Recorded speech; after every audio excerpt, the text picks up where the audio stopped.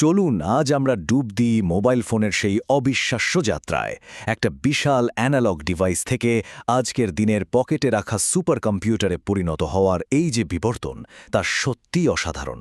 তো আর দেরি না করে চলুন এর গভীরে যাওয়া যাক। এই প্রশ্নটা দিয়েই শুরু করা যাক, তাই না? কারণ এই যে আমাদের হাতে হাতে থাকা ছোট্ট ডিভাইসটা, এটা কিন্তু শুধু কথা বলার যন্ত্র নয়। এটা একটা প্রযুক্তিগত বিপ্লব যা আমাদের বেঁচে থাকার ধরনটাই পুরোপুরি পাল্টে দিয়েছে। তবে হ্যাঁ, 1G, 2G, 5Gর গল্পে যাওয়ার আগে আমাদের একদম গোড়ার বিষয়টা মানে মূল ভিত্তিটা একটু বুঝে নিতে হবে। এই যে সেলুলার ফোন, এটা আসলে কাজ করে কিভাবে? এর নামের মধ্যে কিন্তু এর কাজের মূল রহস্যটা লুকিয়ে আছে। খুব সহজ করে বললে, মোবাইল ফোন হলো একটা তারবিহীন যন্ত্র যা আমাদের সব সময় কানেক্টেড রাখে, এমনকি যখন আমরা এক জায়গা থেকে আরেক জায়গায় যাই। কিন্তু আসল জাদুটা কোথায়? জাদুটা হলো, আমরা যখন গাড়ি বা ট্রেনে করে যাই তখনও তো কলটা কেটে যায় না। কিভাবে হয় এটা? এর পেছনেই রয়েছে সেলুলার প্রযুক্তির আসল কারসাজি। আর এখানেই সেলের ধারণাটা আসে। পুরো নেটওয়ার্ক এলাকাটাকে ভাবা যেতে পারে একটা বিশাল মৌচাকের মতো। আর এই মৌচাকের প্রত্যেকটা ছোট ছোট ঘর মানে ষড়ভুজ, সেটাই হলো একটা সেল। আর প্রত্যেকটা সেলের জন্য থাকে তার নিজস্ব ট্রান্সমিটার বা টাওয়ার। এখন দেখুন, এই স্লাইডে সবচেয়ে মজার ব্যাপারটা হলো এই হ্যান্ড অফ প্রক্রিয়া। যখন কেউ এক সেল থেকে অন্য সেলে যায়, মানে এক টাওয়ারের এলাকা থেকে আরেক টাওয়ারের এলাকায় প্রবেশ করে, তখন নেটওয়ার্ক খুব বুদ্ধিমত্তার সাথে কলটাকে এক টাওয়ার থেকে পরেরটায় পার করে দেয়। আর এই কারণেই চলার পথে আমাদের কলগুলো কেটে যায় না। কি দারুণ, তাই না? ডিজিটাল যুগের শুরুর দিকে মোবাইল ফোনগুলো কিন্তু দুটো আলাদা ভাষায় কথা বলতো। চলুন সেই দুটো প্রযুক্তি অর্থাৎ জিএসএম আর সিডিএমএ সাথে একটু পরিচিত হওয়া যাক। জিএসএম ছিল বিশ্বজুড়ে সবচেয়ে জনপ্রিয় স্ট্যান্ডার্ড, আর এর মূল পরিচয় ছিল সিম কার্ড। এটা সময় আর ফ্রিকোয়েন্সি ভাগ করে নিয়ে অনেকগুলো কল একসাথে চালাতো। অন্যদিকে সিডিএমের ব্যাপারটা ছিল একটু অন্যরকম। এটা প্রত্যেক ব্যবহারকারীকে একটা ইউনিক কোড দিত, যার মাধ্যমে সবাই একই ফ্রিকোয়েন্সি ব্যবহার করতে পারত। এই টেবিলটা দেখুন, কি দারুণভাবে পার্থক্যগুলো বোঝা যাচ্ছে। যেমন সিডিএমের কভারেজ অনেক বেশি ছিল আর পাওয়ারও কম খরচ হতো, কিন্তু জিএসএমের সবচেয়ে বড় সুবিধা ছিল আন্তর্জাতিক রোমিং, মানে এক দেশ থেকে অন্য দেশে গিয়েও একই নম্বর ব্যবহার করা যেত।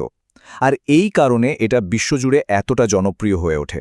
মানে এখানে একটা দেওয়া নেওয়ার ব্যাপার ছিল। তো চলুন এবার মূল যাত্রাটায় ফেরা যাক। এই যে টাইমলাইনটা দেখছেন, এটাই আমাদের আজকের আলোচনার রোডম্যাপ। আমরা দেখব কিভাবে প্রত্যেকটা দশক মোবাইল প্রযুক্তিতে এক একটা নতুন বিপ্লব নিয়ে এসেছে। গল্পের শুরুটা হবে প্রথম আর দ্বিতীয় প্রজন্ম দিয়ে। এই সময়ই মোবাইল ফোন শুধু কথা বলার যন্ত্র থেকে মেসেজ পাঠানোর ডিভাইসে পরিণত হয়েছিল। প্রথম প্রজন্ম বা 1G ছিল একটা স্বপ্নের মতো। প্রথমবার মানুষ তারের বাঁধন ছাড়া কথা বলার স্বাধীনতা পেল। ভাবুন একবার, যদিও ফোনগুলো ছিল ইটের মতো ভারী, ব্যাটারি প্রায় থাকতই না, আর নিরাপত্তাও ছিল শূন্য, তবুও এটাই ছিল এক যুগান্তকারী শুরু। এরপর এলো 2G, আর এটা ছিল এক কথায় একটা বিপ্লব। অ্যানালগ থেকে ডিজিটালে আসার ফলে শুধু যে কথার মান ভালো হলো তাই নয়, সাথে এলো এসএমএস মানে টেক্সট মেসেজিং। শুধু কথা বলাই নয়, লেখার মাধ্যমেও যোগাযোগ করা যায়, এই ধারণাটাই তো ছিল অবিশ্বাস্য। এখান থেকেই মোবাইল ফোনের সামাজিক মাধ্যম হিসেবে উত্থানের শুরু। কিন্তু এখানেই গল্প শেষ নয়। তৃতীয় আর চতুর্থ প্রজন্ম এসে মোবাইল ফোনকে শুধু একটা যোগাযোগের যন্ত্র না রেখে বানিয়ে দিল একটা শক্তিশালী পকেট কম্পিউটার। 3Gর হাত ধরেই আমাদের ফোনে এলো সত্যিকারের মোবাইল ইন্টারনেট।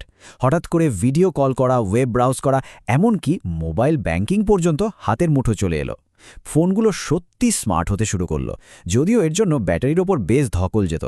3G থেকে 4Gতে আসাটা কিন্তু কোনো ছোটোখাটো আপগ্রেড ছিল না, এটা ছিল একটা বিশাল লাফ। এই স্লাইডের সংখ্যাটাই দেখুন, গতি প্রায় 50 গুণ বেশি। 50 গুণ, ভাবা যায়? আর 4G আমাদের কি দিল? দিল বাফারিং ছাড়া হাই ডেফিনেশন ভিডিও দেখার স্বাধীনতা। আজকের দিনে আমরা যে স্ট্রিমিং কালচারে অভ্যস্ত, মানে যখন খুশি সিনেমা বা সিরিজ দেখা, অনলাইন গেম খেলা, এর সব কিছুর ভিত্তি কিন্তু এই 4G তৈরি করে দিয়েছে। এবার চলুন তাকাই বর্তমান আর ভবিষ্যতের দিকে। 5G কিন্তু শুধু আরও ফাস্ট ইন্টারনেট নয়, এর চেয়েও অনেক বেশি কিছু।